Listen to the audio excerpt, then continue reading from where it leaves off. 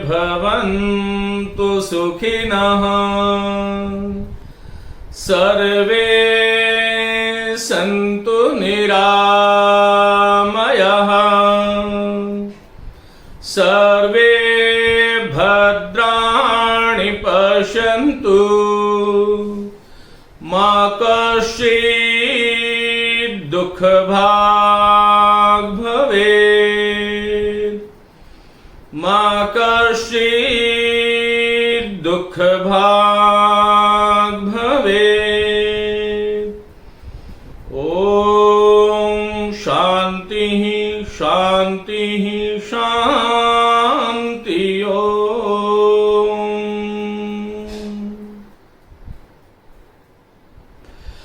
नमस्ते मित्रों, आप सभी का हार्दिक स्वागत। संस्कृत व्याकरण में आज हम प्रत्यय प्रकरण की बात कर रहे हैं।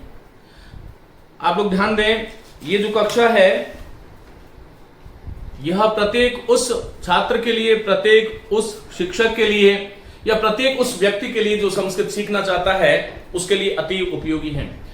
चाहे वो महाविद्यालय छात्र हो, चाहे कोई प्रतियोगी परीक्षाओं की तैयारी कर रहे छात्र हैं, सबके लिए समान रूप से उपयोगी है। और उसका कारण यह है कि कोई भी भाषा जो है उसमें प्रत्ययों का बहुत ही महत्वपूर्ण योगदान होता है। एक बहुत बड़ा संसार है, या इस बात को ध्यान से सुने, यदि मैं यह कहूं कि सृष्टि का कोई भी शब्द जो मूल होता है वह मूल शब्द जो है वह प्रयोग योग्य नहीं होता। यह ध्यान रखिएगा, इस संसार की किसी भी मूल रूप से कोई भी जो चीज है उसका हम मनुष्य प्रयोग नहीं करते हैं, उसमें कुछ रूपांतरण करते हैं, रूपांतरण करते हुए उससे प्रयोग के योग्य बनाते हैं। और जब कभी भी किसी वस्तु को प्रयोग के योग्य बनाते हैं तो उसमें कुछ न कुछ हमारी तरफ से मिलाया जाता है। यदि मैं भाषा की बात करूं, यदि मैं शब्दों की बात करूं, तो प्रत्येक एक ऐसी विधा है, प्रत्येक ऐसी प्रक्रिया है जिससे मूल शब्दों को प्रयोग के योग्य बनाया जाता है। क्योंकि यदि मैं आपसे एक बात कहूं कि पठ जो है वो क्या है, तो ये मूल है। इस पठ का प्रयोग कहीं भी भाषा में स्वतंत्र रूप से नहीं होता।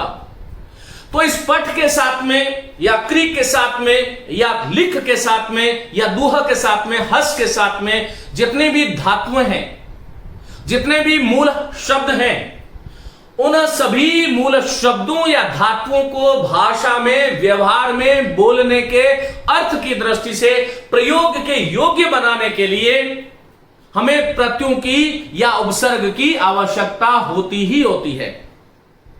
विद्यार्थियों, ये पठ जो शब्द है, ये धातु जो है, इसका अर्थ है केवल पढ़ना। लेकिन इस पठ का हम कभी इस प्रकार से इसी रूप में प्रयोग नहीं कर सकते, तो इसके साथ हमें प्रत्यय जोड़ने पड़ेंगे। पठ क्या है बोलो? धातु है। एक बात ये ध्यान रखिएगा, देखिए कक्षाएं जो है वो विद्यार्थियों के लिए है। और यदि मैं इससे आगे की थोड़ी बात करूं तो महर्षि यास्क जिन्होंने निरुक्त लिखा, वह निरुक्त ग्रंथ में कहते हैं कि सर्वे शब्दाः धातुजाः भवन्ति, अर्थात सर्वे शब्दाः अस्मिन् संसारे ये केऽपि शब्दाः सन्ति तेषां सर्वेषां शब्दानां मूले धातुः भवति। परंतु हम लोग समझाने की दृष्टि से ये कहते हैं कि प्रत्यय दो प्रकार से हम जोड़ते हैं, धातु के साथ और शब्द के साथ। शब्द की बिना धातु के सत्ता नहीं होती, लेकिन यह थोड़ी आगे की बात है। अब देखिएगा, ये जो पठ धातु है, इस पठ धातु जो है इसको हमने क्या बोला? धातु बोला। और धातु के साथ में आमतौर पर देखिए, ये जो कक्षा है आज की, ये प्रत्यय प्रकरण की शुरुआत है, लेकिन ये ध्यान रखिएगा ये सामान्य जानकारी देने के लिए आया हूं। आज की कक्षा में कोई हम बहुत विशेष बात नहीं करेंगे, प्रत्यय के बारे में सामान्य जानकारी दूंगा। क्योंकि यदि मैं आपको तव्यत और अन्यर यदि साक्षात सीधा पढ़ाने लग गया तो आपको समझ ही नहीं आएगा कि आखिर ये है क्या। तो मित्रों, ये जो धातु है इसमें एक तो हम जानते हैं कि तिंग प्रत्यय जुड़ते हैं, और एक जो है जिसको हम कृत प्रत्यय कहते हैं वह जुड़ते हैं। अब ये तिंग क्या है और कृत क्या है? तिंग और कृत ये दो अलग अलग क्यों हुए? पहली बात, तो पहले तो ये ध्यान रखिए कि कृत प्रत्यय धातु में जोड़ करके उस धातु को संज्ञा बना दिया जाता है, संज्ञा बना सकते हैं, या फिर उस धातु को हम विशेषण के रूप में बना सकते हैं, या फिर उस धातु से अव्यय बन जाता है। लेकिन तिंग प्रत्यय जब भी जुड़ा है वह धातु सदैव हमेशा हमेशा क्रिया रूप में ही रहती है। अब यदि आपसे आज के बाद में कोई यह पूछे कि धातु में मुख्यतः कितने प्रकार के प्रत्ययों को जोड़ा जाता है, हालांकि देखिए क्या सन इत्यादि प्रत्यय भी हैं, फिर जो है विकर्ण प्रत्यय भी हैं, जो भवादिगण, अदादिगण, जुहोदिगण, जुहादिगण, तुदादिगण, रुधादिगण जो गण है उसमें शप, श्नु, श्ला इत्यादि जो प्रत्यय, श इत्यादि जो प्रत्यय लगते हैं वह विकर्ण प्रत्यय है, लेकिन उसमें हम नहीं जा रहे। आप ये ध्यान रखो कि ये जो धातुएं हैं संस्कृत में, उन धातुओं के साथ मुख्यतः दो प्रकार के प्रत्ययों को जोड़ा जा सकता है, एक तिंग प्रत्यय है और एक कृत प्रत्यय है। तिंग प्रत्यय जोड़ करके धातु को हम केवल क्रिया रूप में परिवर्तित करते हैं। देखिए ये पठ जो धातु थी उसमें तिंग क्या है, पहले ये जानो। तिंग प्रत्यय जो है उसको हम दो प्रकार से बांट सकते हैं। एक तो है परस्मैई पद के प्रत्यय, क्योंकि धातुएं जो है हमारी संस्कृत की जो धातुएं हैं वह तीन प्रकार की हैं। कुछ धातुएं केवल परस्मैई पद हैं। विद्यार्थियों, परस्मैई पद की पहचान क्या है? देखो ऐसी धातुएं जिसके अंत में ती, त, अंती आता है, सी, थ, थ, मी, व, म, इस प्रकार के जो रूप आते हैं वह परस्मैई पद की धातु है। यदि मैं आपसे कहूं कि पठति और सेवते में अंतर क्या है, पठति और सेवते में अंतर क्या है, तो पठति जो धातु है वह परस्मैई पद की धातु है, लेकिन सेवते जो धातु है वह आत्मनेय पद की धातु है। और कुछ धातुएं ऐसी हैं जो परस्मैई पद और उभय पद ही दोनों में चलती है। जैसे क्री धातु है तो करोति भी बनता है और क्रियते भी बनता है, करोति क्रियते। इस प्रकार दोनों प्रकार से इसके रूप चलते हैं, इस प्रकार से आपको ध्यान रखना है। तो ये जो तिंग प्रत्यय हैं ये धातु से जुड़ते हैं, लेकिन धातु से जुड़ करके उस धातु की जो स्थिति होती है वह क्रिया होती है। अब तिंग प्रत्यय में मैंने आपको बता दिया कि परस्मैई पद और आत्मनेय पद फिर उभय पद ही हो जाएगी। तो नौ प्रत्यय तो यहां पर होते हैं और नौ प्रत्यय ही यहां पर होते हैं। विद्यार्थियों, तिप तस जी, सिप थस थ, मिप वस मस, ये जो प्रत्यय हैं ये परस्मैई पद धातुओं के साथ जुड़ते हैं। और जो आत्मनेय पद के जो प्रत्यय हैं वो है त, आताम, झ, थास, आथाम, ध्वम, इट, वही, मही। तो ये नौ प्रत्यय जिसमें सेवते वो फिर प्रक्रिया बनकर के तिप में प चला जाता है, बहुत सारी प्रक्रिया बन करके, और फिर पठति हमारे सामने रूप आता है। और हम तो केवल पठति रूप को देखते हैं, लेकिन इस पठति शब्द में भी कम से कम 10 से 15 सूत्र लगेंगे, तब ये पठ से पठति शब्द बनता है। क्योंकि संस्कृतम सूत्रात्मकी भाषा वर्तते, विना सूत्रम अत्र कोपि कार्यम किमपि कार्यम न प्रवर्तते, अतः ध्यानम दातव्यम। कि यहां पर हम तो डायरेक्ट पठति पढ़ रहे हैं, लेकिन ये सूत्र है, अब सूत्र की तरफ हमें नहीं जाना है। आपसे आमतौर पर शिक्षक भर्ती परीक्षा हो या महाविद्यालय छात्र हो, महाविद्यालय छात्रों से तो जरूर पठति शब्द की सिद्धि पूछी जाती है कि पठति बना कैसे। लेकिन आपको यह ध्यान रखना है कि भाई पठति में पठ धातु है, लट लकार है, प्रथम पुरुष है और एक वचन है। दूसरी महत्वपूर्ण बात आप सीखें कि तिंग प्रत्यय जुड़ने से जो धातुओं के रूप हैं वो लकार और पुरुष में चलते हैं। संस्कृत भाषायाम 10 लकाराः सन्ति, 10 लकार है। लकार के विषय में मैं पढ़ा चुका हूं, धातु रूप कैसे होते हैं इसके बारे में मैं पढ़ा चुका हूं। लेकिन तिंग प्रत्यय जोड़ करके उन धातुओं के जो रूप है वह लकार में चलते हैं या लकार और पुरुष में चलते हैं, प्रथम पुरुष, मध्यम पुरुष और उत्तम पुरुष। लेकिन कृत प्रत्यय जोड़ करके ये लकार में रूप नहीं चलेंगे, ये ध्यान रखिएगा। मैंने पठति शब्द का लकार में रूप चलाऊंगा, लट लकार में पठति, पठत, पठंती, पठसी, पठत, पठत, पठामि, पठाव, पठाम। लंग लकार भूतकाल में चलाऊंगा तो अपठत, अपठताम, अपठन। लोट लकार में चलाऊंगा तो पठत, पठताम, पठंतु। विधिलिंग में चलाऊंगा तो पठेत, पठेताम, पठेयु। और लोट जो है लिट लकार भविष्यत काल में चलाऊंगा तो पठिष्यति, पठिष्यत, पठिष्यन्ति, इस प्रकार से रूप चलेंगे। इन 10 लकारों में से 5 लकार ही आपकी परीक्षाओं में पाठ्यक्रम का हिस्सा होते हैं, यह भी आपको ध्यान रखना है। लेकिन जब धातु के साथ में कृत प्रत्यय जुड़ जाता है तब उसके रूप लकार में और पुरुष में नहीं चलते, ये ध्यान रखिएगा। किसमें चलते हैं? शब्दों की भांति विभक्तियों में रूप चलते हैं, शब्दों की भांति विभक्तियों में रूप चलते हैं, ये ध्यान रखिएगा, महत्वपूर्ण बात है। थोड़े सा देखो, मैं ये मानता हूं और मैं ये जानता भी हूं एक शिक्षक होने के नाते, और पिछले 20 वर्ष से मैं विद्यार्थियों के सदैव साथ रहा हूं। मैं जानता हूं कि बहुत सारे विद्यार्थी हैं जिनको कुछ ये चीजें कि ये विभक्तियों में कैसे रूप चलेंगे, क्यों चलेंगे। लेकिन मित्रों, परीक्षा में इस प्रकार का प्रश्न पूछ लिया जाता है। यदि मैं आपसे ये कहूं कि कृतस्य, इसमें कौन सी विभक्ति है, तो ये क्री धातु थी, क्री धातु के साथ में कतव प्रत्यय था, और कतव प्रत्यय के साथ में षष्ठी विभक्ति का जो एक वचन है वो कृतस्य बनेगा। तो ये ध्यान रखो, कृत प्रत्यय जब कभी भी जुड़ता है तो उससे जो बनने वाले जो शब्द हैं उनकी विभक्तियों में रूप चलते हैं।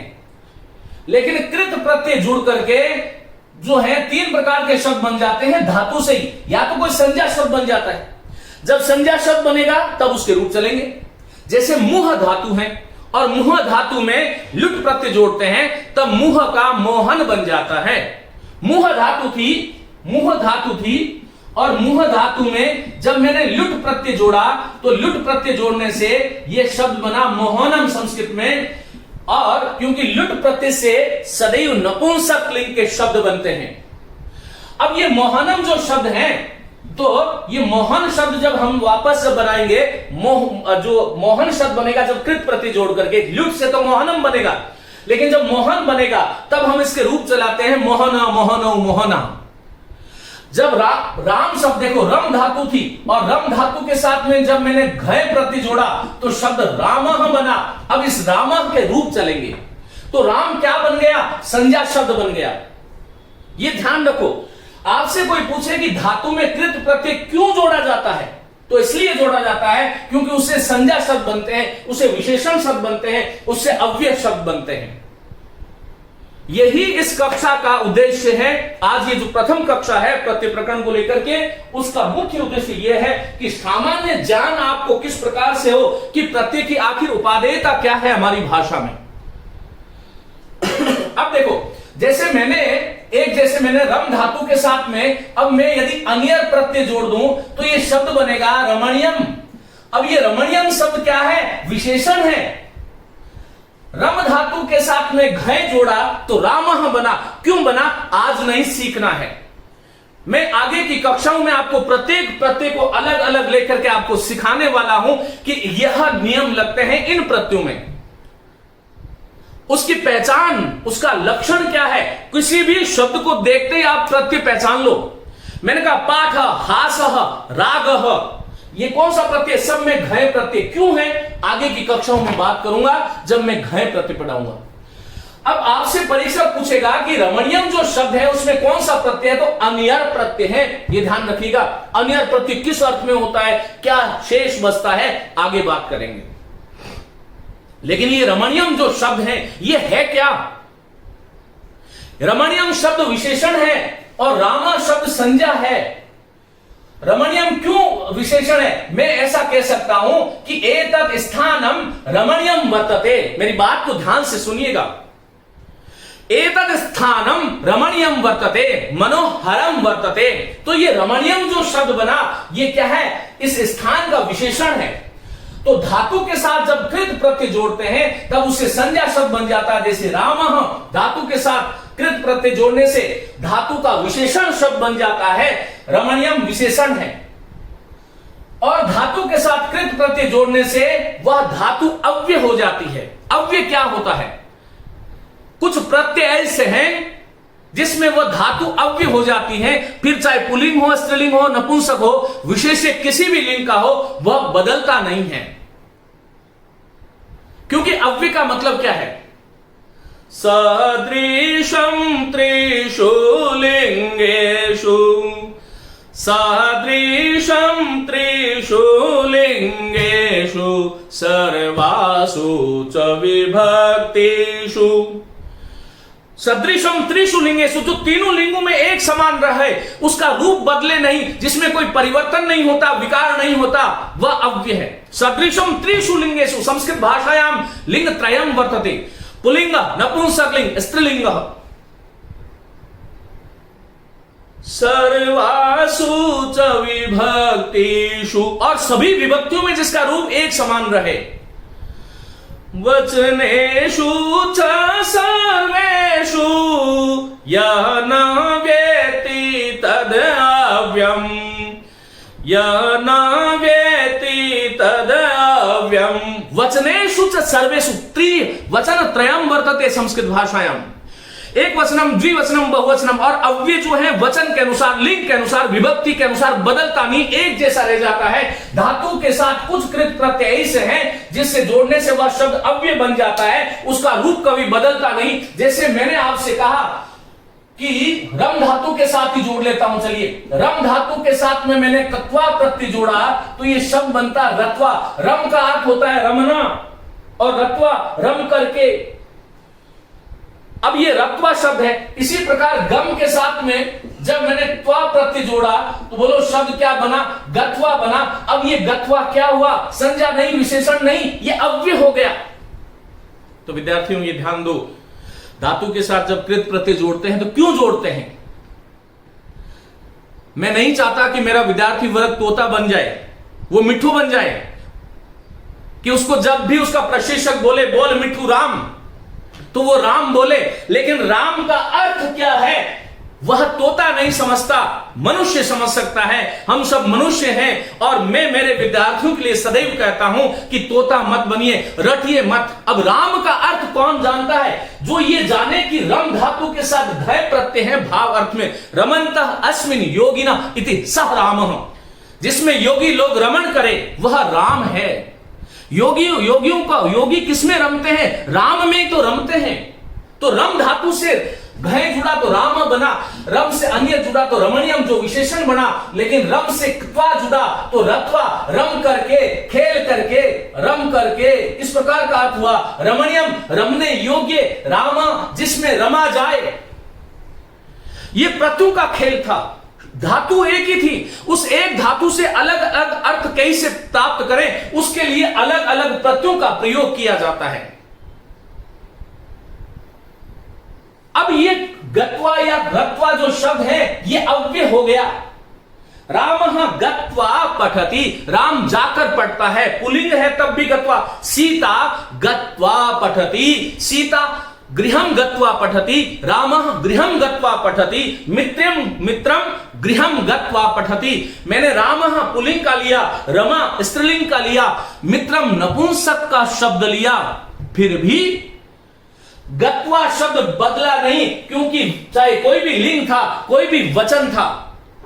अहम गत्वा आगच्छामि, मैं जाके आ रहा हूं। सह गत्वा आगच्छति, वह जाके आ रहा है। वयम गत्वा पठामः, हम सब जाकर के पढ़ रहे हैं। यूयम गत्वा पठत, तुम सब जाकर के पढ़ो। चाहे लिंग कोई लिया, वचन कोई लिया, लेकिन गत्वा गत्वा जो शब्द था वो बदला नहीं, इसलिए ये क्या हो गया बोलो, अव्यय हो गया। बात समझ में आई होगी। उम्मीद करता हूं कि धातु में दो प्रकार के प्रत्यय बताए। तीन प्रत्यय से केवल क्रिया रूपी बनता है, लेकिन धातु में कृत जोड़ने से वह शब्द संज्ञा भी बनता है, विशेषण भी बनता है, अव्यय भी बनता है। ध्यान रखिए मित्रों, जब कोई शब्द संज्ञा और विशेषण बनेगा तो शब्दों की भांति विभक्तियों में उसके रूप चलेंगे, लेकिन शब्द जब अव्यय बन जाएगा तो उसके रूप नहीं चलेंगे।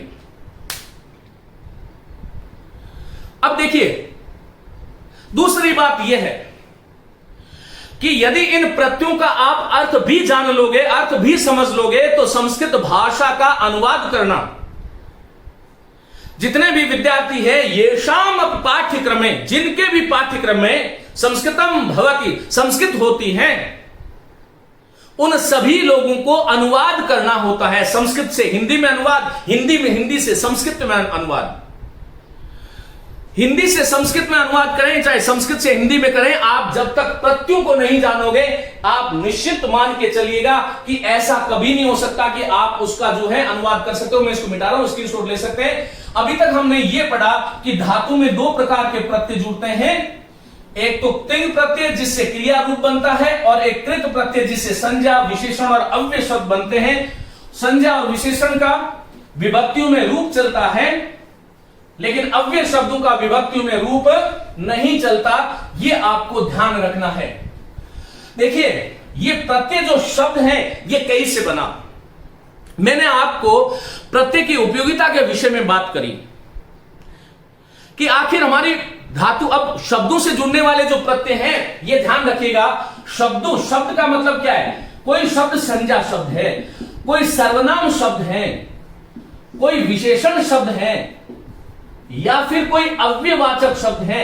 इनसे जुड़ने वाले प्रत्यय क्या होते हैं?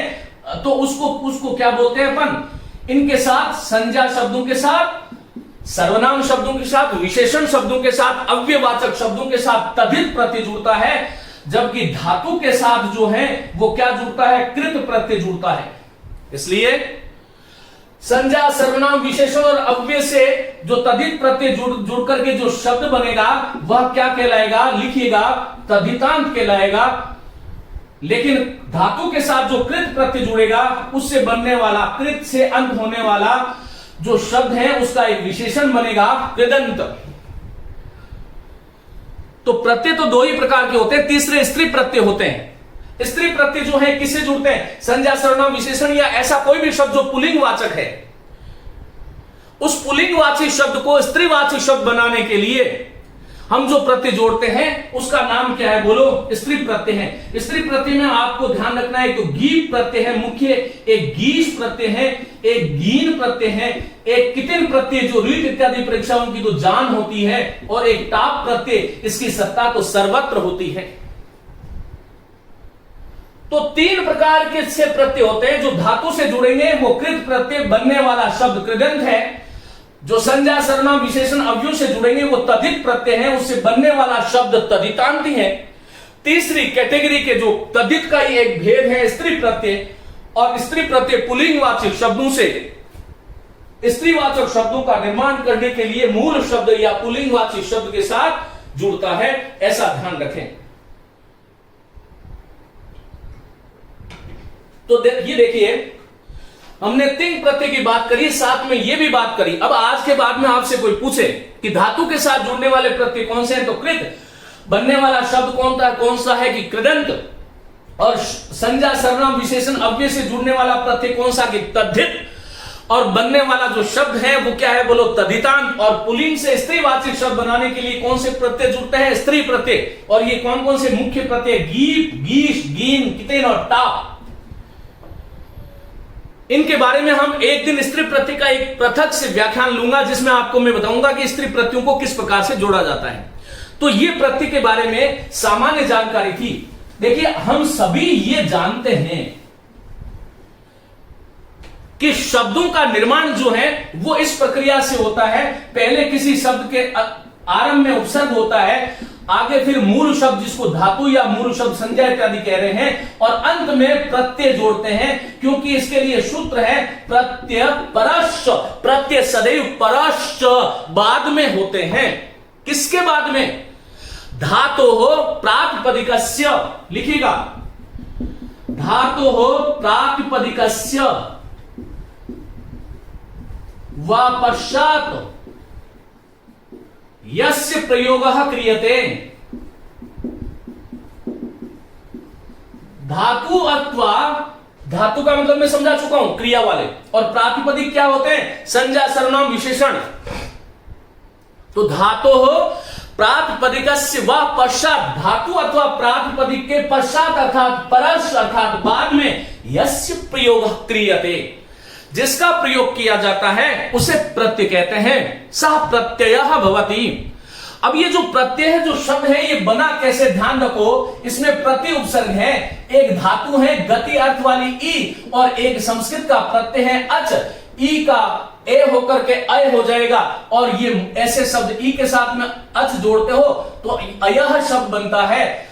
और प्रति और अयह, प्रति का संधि छेद पूछे तो प्रति और अयह होगा, यण संधि होते हुए ये जो शब्द बनता है यण संधि में, वो शब्द बनता है प्रत्ययः। प्रत्ययः जो शब्द है उसका अर्थ है विश्वास, भावना, किसी बात का पूर्ण विश्वास होना प्रत्यय कहलाता है। लेकिन जब व्याकरण में बात करते हैं तो प्रत्यय उसे कहते हैं जो धातु अथवा प्रातिपदिक के पश्चात जुड़ते हैं। प्रत्यय की परिभाषा एक और भी दी गई है, कहा जाता है कि प्रतीयते विधीयते इति प्रत्ययः। प्रतीयते जो प्रतीत होता है, विधीयते जिसका विधान किया जाता है, इति प्रत्यय उसे हम प्रत्यय कहते हैं। तो देखो प्रत्यय शब्द कैसे बना, प्रति उपसर्ग ई धातु अच प्रत्यय, ई का आय हो जाएगा, अच प्रत्यय जुड़ने से यण संधि होकर के प्रत्यय शब्द बनेगा। एक परिभाषा मैंने ये दी कि धातु प्रातिपदिकस्य व पश्चात, धातु अथवा प्रातिपदिक के पश्चात जिसका प्रयोग किया जाता है वह प्रत्यय है। दूसरी परिभाषा ये लीजिए, प्रतीयते विधीयते इति प्रत्यय, जो प्रतीत होते हैं, जो दिखते हैं, जिनका विधान किया जाता है धातु हो, धातु इत्यादि प्रातिपदिक के साथ में, उसे हम प्रत्यय कहते हैं। यह प्रत्यय के बारे में सामान्य जानकारी थी और इसको मैं बताना जो है उचित समझ रहा था, मैं मिटा रहा हूं, आप स्क्रीनशॉट ले सकते हैं। अब देखिए आपके जो पाठ्यक्रम में जो प्रत्यय हैं वो कौन कौन से प्रत्यय हैं, यह महत्वपूर्ण बात है। चलिए मित्रों, अब देखो पाठ्यक्रम में ये जो कृत प्रत्यय थे उनको हमने 3 भागों में बांट दिया। कौन कौन से भाग हैं आपके सम्मुख लिखे हुए हैं, इसको नोट करें। हम अगले 5, 7, 10 दिन तक इन्हीं प्रत्ययों की बात करेंगे। ये देखने में छोटे लगे लेकिन घाव करे गंभीर वाली स्थिति है। और मैं आपको इतना विश्वास दिलाता हूं कि प्रत्यय से सरल और कोई बिंदु नहीं है। लेकिन देखो भाषा कोई भी हो, ऐसे ध्यान रखना चाहिए, इस संसार में जो भी चीज आपको कठिन लगती है, दुर्धर्ष लगती है, क्लिष्ट लगती है, जो समझ में नहीं आती, उससे प्रेम करना शुरू कर दो, वह वस्तु आपके कदमों में होगी, वह आपके अंतःकरण में प्रविष्ट हो जाएगी। यह ध्यान रखिएगा। तो पहली बात तो यह है कि संस्कृतम प्रति अस्माकम हार्दिकी श्रद्धा भवेत, कि संस्कृत के प्रति हमारी हार्दिक श्रद्धा होनी चाहिए। मैं ये जानता हूं कि आप लोगों को ये मेरा जो मैं जो कह रहा हूं ये हो सकता है कि अभी अच्छा नहीं लग रहा हो, क्योंकि आपको अर्जुन की आंख की तरह वह परीक्षा दिख रही है। मैं भी जानता हूं, मैं भी कभी विद्यार्थी था, इसलिए मैं आप लोगों जैसा ही होकर के आप लोगों से बात करता हूं। लेकिन उस वक्त हमें तो इस प्रकार कोई गुरु जो है मां भगवती की कृपा से, सरस्वती के आशीर्वाद से ऐसे पढ़ने का अवसर नहीं मिला जिस प्रकार से आज आप पढ़ रहे हो।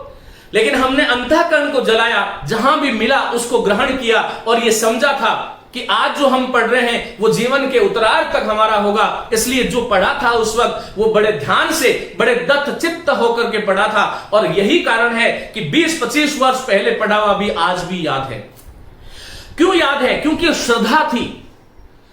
मनुष्य का सबसे बड़ा उपहार यदि आपको कोई पूछे तो मनुष्य को ईश्वर का दिया हुआ सबसे बड़ा जो उपहार है मित्रों, वह भाषा है।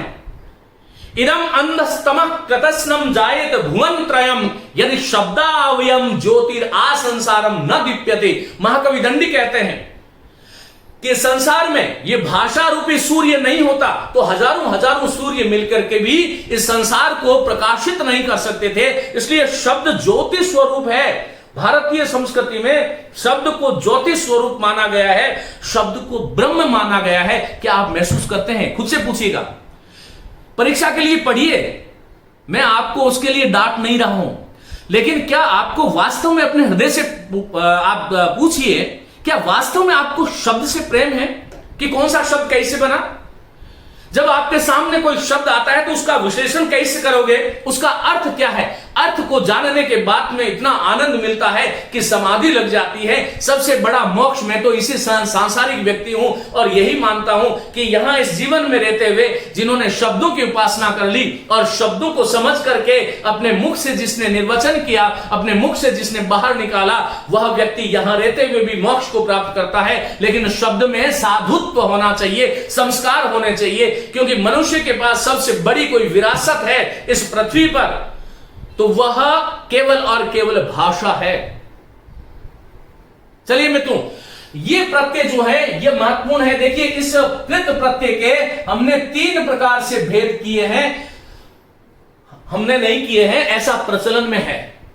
हालांकि यहां पर कुछ लोग उनादि इत्यादि को भी मान लेते हैं, लेकिन मैं आपके अब पाठ्यक्रम की बात कर रहा हूं। ये कृत्य प्रत्यय जो है इसमें 7 प्रत्यय आते हैं। इसमें देखिएगा 1 2 3 4 5 6, इसमें 6 प्रत्यय आते हैं और इसमें 5 प्रत्यय आते हैं। 7 और 6 13 और 5 18 प्रत्यय, अष्टादश प्रत्ययाः भवतां भवतीनां च पाठ्यक्रमे सन्ति एवं। ये ध्यान रखो, परीक्षाओं में प्रश्न यही से आता है। यदि कोई सेकंड ग्रेड संस्कृत या फर्स्ट ग्रेड संस्कृत वाला सुन रहा है तो उनके लिए कक्षाएं किसी संजीवनी से कम नहीं होने वाली है। 10-10 प्रश्न आते हैं। रीट इत्यादि परीक्षाओं में से 3 और 4 प्रश्न, 3-3 प्रश्न, 4-4 प्रश्न, 30 में से प्रत्यय से संबंधित आते हैं। अनुवाद प्रत्यय से संबंधित होता है। मूल शब्द को कैसे देखोगे, ये प्रत्यय से संबंधित होता है। चलिए कृत्य प्रत्यय में देखो कौन कौन से प्रत्यय आते हैं। एक तो तव्यत, एक तव्य, एक अनियत, एक अण्यत, यत, क्यप और कैलिमर। अब मैं आपको बता दूं, कैलिमर आपके पाठ्यक्रम में नहीं है, तव्य आपके पाठ्यक्रम में नहीं है। तो कौन कौन से बच गए? बाकी 5 बच गए। अपने मन में बोलिए कौन कौन से हैं। तव्यत है, अनियत है, अण्यत है, यत है, क्यप है। फिर पूर्वकृत में देखो क्षत्रिय भी पूछते हैं, शानस भी, त्रिश भी, मूल भी, कृतक तो हमेशा ही पूछते हैं। रीट में तो ये बिल्कुल जो है मेहमान की तरह हैं, हर वर्ष आते हैं। जो मैं कह रहा हूं उसको सुनिएगा और जो परीक्षा हुई तब उसको अनुभूत भी कीजिएगा। उत्तरकृत में तुमुन प्रत्यय है, फिर त्वा प्रत्यय है, फिर ल्यप प्रत्यय है, फिर लुट प्रत्यय है, फिर घय प्रत्यय है, ये प्रत्यय। फिर तदित प्रत्यय में मतुप है, वतुप प्रत्यय है, मतुप प्रत्यय है, वतुप प्रत्यय है, मयट प्रत्यय है, अण प्रत्यय है। इस प्रकार से वहां पर तदित जो है बहुत ज्यादा नहीं है आपके, लेकिन ये आपको पढ़ना पड़ेगा। तुमुन प्रत्यय है, तुमुन तमक प्रत्यय है, तरप प्रत्यय, ये 5-7 प्रत्यय हैं तदित में, लेकिन जो ज्यादा है वो कृत प्रत्यय, धातुओं वाले प्रत्यय आपसे परीक्षा में ज्यादा पूछे जाते हैं। विद्यार्थियों इसमें अब देखो आपको क्या करना है कि त से वाले प्रत्यय को अलग करो। जैसे तव्यत है, अब इसमें तव्य है लेकिन तव्य आपके पाठ्यक्रम में नहीं है। फिर देखो त्रिच है, फिर जो है तुमुन। मानी मैं ये कह रहा हूं, मेरा कहने का मतलब ये है कि ऐसे प्रत्यय जिसमें देखो त आपको कैसे पढ़ना है, मैं ये चीज आपको आगे के व्याख्यान में बताऊंगा। लेकिन ये ध्यान रखो कि तव्यत, त्रिच और तुमुन, इन प्रत्ययों में 3 प्रत्यय है जिनके आरंभ में त आ रहा है। अब ये जो त प्रत्यय वाले, त से आरंभ होने वाले जो प्रत्यय है ना, इनमें एक समान जो है, एक समान नियम लगेंगे, एक समान नियम लगेंगे। ये ध्यान रखो। जैसे मैंने कहा, कैसे देखो, जैसे मैंने कहा पठ धातु है, पठ धातु में जो है तव्यत प्रत्यय जोड़ो तो क्या बना, बोलो पठितव्य बनेगा। पठितव्य पुल्लिंग में बन जाएगा, पठितव्य स्त्रीलिंग में बनेगा, पठितव्यम जो है नपुंसक में बनेगा। मैं स्वतंत्र रूप से आगे पढ़ूंगा, आज आपको केवल ये मार्गदर्शन दे रहा हूं कि ऐसे होता है। अब इसी पठ धातु के साथ में यदि मैं तुमुन प्रत्यय जोड़ दूं तो देखो पठ से पठितुम बना था ना, तो पठी का पठी रहेगा और ये क्या बन गया, बोलो पठितुम। अब तुमुन प्रत्यय किसी भी शब्द के साथ जुड़ेगा, धातु के साथ जुड़ेगा तो वह अव्यय हो जाता है। अभी अभी मैंने कहा था ना आपसे कि कृत प्रत्यय जो है ना, कृत प्रत्यय जोड़ करके धातु से क्या बनते हैं, तो संज्ञा शब्द, विशेषण शब्द और अव्यय शब्द। तुमुन प्रत्यय एक समान रहता है। इसके तो रूप चलते हैं, राम की भांति, पठितव्या लता की भांति, पठितव्यम मित्र की भांति, लेकिन पठितुम के रूप नहीं चलते। देखो पठितव्य, पठितुम, तव्य को हटा दो, तुम जोड़ दो। तव्यत प्रत्यय का शेष तव्य रहता है, त्रिज का त्रि रहता है, तुमुन का तुम शेष रहता है। जहां पर तव्य था उस भाग को तुमने तुम कर दिया तो ये रूप किसका बन गया, तुमुन का बन गया। अब इसी पठ धातु से त्रिज जोड़ेंगे तो देखो पठिका का पठी था और तुम की जगह क्या रहा, त्रिज का शेष क्या रहता है, त्रि, तो ये शब्द क्या बना, पठित त्रि। इसके फिर रूप चलेंगे, पुल्लिंग में बनता है पठिता, जैसे कर्ता, भर्ता, हर्ता, दाता, भोक्ता, उपभोक्ता, आख्याता, व्याख्याता, ये सारे के सारे शब्द त्रिच प्रत्यांत है। अब देखो आनंद आने वाली बात है कि तव्यत में, त्रिच में, तुमुन में, अब तुमने पठ और तव्य का तुम कर दिया तो तुमुन प्रत्यय बन गया, तुम की जगह त्रि रह गया तो त्रि, तो जो है वो त्रिच प्रत्यय का रूप बन गया। मेरे विद्यार्थियों देखो, मूल प्रत्यय जब पैदा हुआ था, जब तव्यत था, लेकिन जब धातु के साथ जोड़ेंगे तो उसमें तव्यत में फिर क्या होगा, ये ता चला जाता, लोप हो जाता है। इसको बोलते हैं हलंतम और संज्ञा होकर इसका लोप हो जाता है। ये वस्तुतः तो त्रिच था, लेकिन जो शेष रहा वो क्या रहा, अरे मातृ पितृ गंत्री भ्रातृ ये सब त्रिच प्रत्यांत रूप है। मां धातु के साथ त्रिच जोड़ोगे तो क्या बनेगा, मातृ बनेगा, ये ध्यान रखो। पा धातु के साथ त्रि जोड़ोगे पितृ बन जाएगा, भ्रा धातु के साथ जोड़ोगे भ्रातृ बन जाएगा। तो वहां आगे बात करेंगे। और तुमुन प्रत्यय जब खान से निकला था, जब पैदा हुआ था तब ये तुमुन था, लेकिन जब प्रक्रिया में आया तो तुमुन का न और म आया हुआ जो ऊ है उसका लोप हो गया और तुमुन का शेष रह गया तुम। अब तुम कहीं पठितुम, हंतुम, रंतुम, गंतुम, करतुम, मरतुम, शर्तुम, ये जहां भी तुम अंत में देखो वहां पर तुमुन प्रत्यय है। जहां पर पठित्री या पठिता ऐसे देखो, ता, पठिता, भोगता, उपभोक्ता, तो वहां पर त्रिच प्रत्यय होगा। वहां पर कुछ और प्रॉब्लम है, वो आगे बात करेंगे। पठितव्य, रचितव्य, कर्तव्य, मर्तव्य, धर्तव्य, सब में कौन सा प्रत्यय, तव्यत प्रत्यय। ऐसे ध्यान रखना चाहिए। अब इसमें देखो, ये जो टेबल जो मैंने बनाई, इसमें ये बताओ मुझे कि क से आरंभ होने वाले कौन कौन से प्रत्यय। देखो पहला क्यप है, यहां से शुरू करते हैं। ता तौतु, देखो ता प्रत्यय है, फिर तौतु प्रत्यय है, फिर त्वा प्रत्यय है, और एक स्त्रीलिंग में मैंने आपको बताया था कितिन, और एक क्यप। हालांकि क्यप का तो एक छोटा सा सूत्र है, वो तो 10 धातु से जुड़ता है। एतिस्तु, शाश, वृ, द्रि, जुषा, क्यप। 1 मिनट में करवा दूंगा। लेकिन ये देखो, इसमें क आया, इसमें क आया, इसमें क आया, इसमें क आया। ये वैसे देखा जाए तो गुरुकुलीय शिक्षा पद्धति नहीं है जो मैं अभी आपको पढ़ा रहा हूं, ये सेटिंग वाली शिक्षा पद्धति है कि सीखना कैसे चाहिए। क्योंकि मैं जानता हूं, और चलो आप, ये युग धर्म भी है। मैं यहां पर आपको सूत्रों से पढ़ाने लगा तो मुझमें आपको भूत नजर आएंगे। लेकिन देखो, अब आपको मैं ये कहना चाहता हूं कि कता का ता शेष रहेगा, पहले से सीखो। इसका तवत शेष रहेगा, इसका त्वा, त्वा का, जिसको आप कत्वा बोलते हैं, उसका उच्चारण है त्वा। ये कत नहीं है कत, ये कतवतु नहीं है तत्, कतवतु नहीं है तवतु, इस प्रकार से। ये कितिन नहीं है कितिन, कितिन, इस प्रकार से। इसका शेष रहता है ती। देखो, ये जब खान से निकले थे, जब पैदा हुए थे अपनी मां के, तब कता, कतौतु, त्वा, कितिन, इस प्रकार से थे। लेकिन जब ये प्रक्रिया में आए तो धातु के साथ जुड़ते हैं तो कता का तई शेष रहता है, तवतु का तवत शेष रहता है, त्वा का त्वा शेष रहता है, कितिन का ती शेष रहता है। अब विद्यार्थियों, पुल्लिंग में इसका तह बन जाता है, स्त्रीलिंग में ता बन जाता है, और नपुंसक में तम बन जाता है। यहां पर जो तवत है उसका तवान बन जाता है पुल्लिंग में, और तवती बन जाता है स्त्रीलिंग में।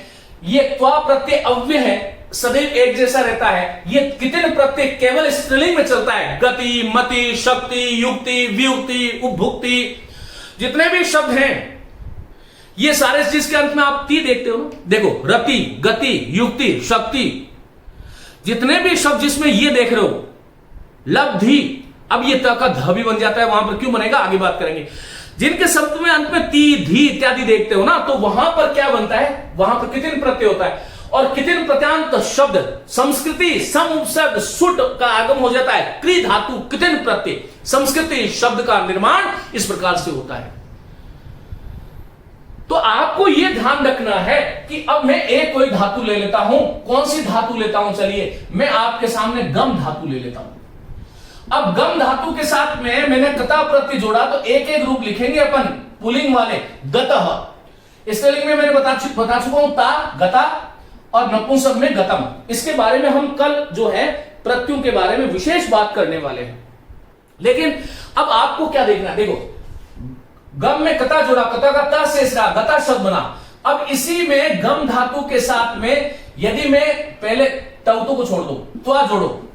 अब इसके साथ में मैंने त्वा जोड़ा, तो त्वा का क्या शेष रहा, त्वा। अब ये ग तो ग ही रहेगा, मां का लोप हो गया। गम, रम, हन इत्यादि धातुओं में जब कता इत्यादि ये 4 प्रत्यय जोड़ते हैं तो समान नियम लगेंगे। इन चारों प्रत्ययों में समान नियम लगने वाले हैं। तो यहां पर ये गत्वा बन गया। देखो ग का गई लिया, त को हमने त्वा कर दिया, क्योंकि त्वा प्रत्यय जो है उसका त्वा शेष रहता है। अब गम धातु में जब मैं कितिन जोड़ूंगा तो कितिन का क्या शेष रहता है? ती। तो ग का तो गरा, ये गति ही शब्द बना। और गम धातु के साथ में जब मैं तौतु प्रत्यय जोड़ूंगा तब ये शब्द क्या बनेगा? बोलो। पुलिंग लिख रहे हैं अपन, गतवत बनता है लेकिन पुलिंग लिख रहे हैं तो गतवान। स्त्रीलिंग में गतवती, नपुंसक लिंग जो है उसमें गतवत। अब देखो, आपको यह ध्यान रखना है कि जैसे मृ होती तो मृत, और यहां पर मृत्वा, यहां पर मृति ही, यहां पर मृतवान, तो इस प्रकार से इसके रूप चलते हैं। आपको यह ध्यान रखना है कि इन सभी जो प्रत्यय जिसमें क दिखाई दे रहा है, इनमें ये तो शेष रहता है और समान नियम लगते हैं। आगे की कक्षा में हम ये बात करेंगे कि बाकी प्रत्ययों को कैसे जोड़ते हैं। अब देखो, अन्यर में भी यह अन्य शेष रहता है, ण्यत में भी यह शेष रहता है, यत में भी यह शेष रहता है, क्यप में भी यह शेष रहता है। एक शब्द आया कृत्य, एक शब्द आया कार्य, एक शब्द आया करणीय या करणीयम, मैं करणीय लिख रहा हूं अभी। और कहां देखो, इसमें ल्यप में भी यह शेष रहता है, तो यहां पर मैंने एक शब्द लिख दिया संकृत्य। विद्यार्थियों, सब के अंत में यह दिखाई दे रहा है। परीक्षक ये चारों ही विकल्प में देगा, आपसे पूछेगा कार्य शब्द में कौन सा है, वो आपको एक तो अन्य दे देगा, एक क्या यत दे देगा, तो कौन सा है? इसको हमें किस प्रकार से कृत्य जो शब्द है उसमें क्रि, देखो धातु शब्द में क्रि है, लेकिन जो कृत्य जो शब्द है उसमें तो क्या प्रत्यय है, कार्य जो शब्द है उसमें ण्यत प्रत्यय है, करणीय जो शब्द है उसमें अन्य प्रत्यय है, और संकृत्य जो शब्द है उसमें सम उपसर्ग के साथ में क्रि धातु, विश्वस्य प्रतिकृति तुक और ल्यप प्रत्यय है। सब में यह शेष रहा, लेकिन सबके देखो अलग अलग। आप ये तो देख रहे हो ना, इनकी फोटो खींचो आप अपने मस्तिष्क में। यहां पर कृत्य हो रहा है, यहां पर त का आगम हो रहा है, यहां पर क्री धातु थी तो क्री का यहां पर तो क्री रहा, लेकिन यहां पर री का आर हो गया, वृद्धि हो गई। यहां पर करणीय में री का वृद्धि नहीं होकर के गुण हो गया, यहां पर सम लग गया आगे, लेकिन क्री का क्री रहा। ऐसा क्यों होता है, बात करेंगे आगे की कक्षाओं में। बहुत बहुत शुभकामनाएं आपको। ये जो कक्षा थी ये ध्यान रखें, ये कक्षा सामान्य विद्यार्थियों के लिए कक्षा थी। सामान्य प्रत्यय का जो प्रकरण जो है उसका परिचय क्या है, उसके लिए मैं बात करने के लिए आज आपसे आया था। आगे की कक्षाओं में हम विशेष बात करेंगे, किसी एक प्रत्यय को लेंगे, तव्य इन चार प्रत्ययों को ले लिया या इन चार को ले लिया, बाकी की हम एक श्रृंखला बनाएंगे। धातु में प्रत्ययों को जोड़ने से कौन कौन से कहां पर गुण होता है, कहां पर वृद्धि होती है, कहां पर संप्रसारण होता है, और कहां पर कोई और कौन सी क्रिया, कौन से वर्ण बदल जाते हैं, किस प्रकार से उसका प्रयोग होता है, इसके बारे में बहुत शांति से आनंद से बात करेंगे। लेकिन आगे की कक्षा लूं उससे पहले आप लोगों का प्रयास यह होना चाहिए कि जो आज की कक्षा में जो पढ़ाया गया है उसको बहुत निष्ठा से, श्रद्धा से पढ़ें। आप सबका भला हो। सर्वविद नमस्ते।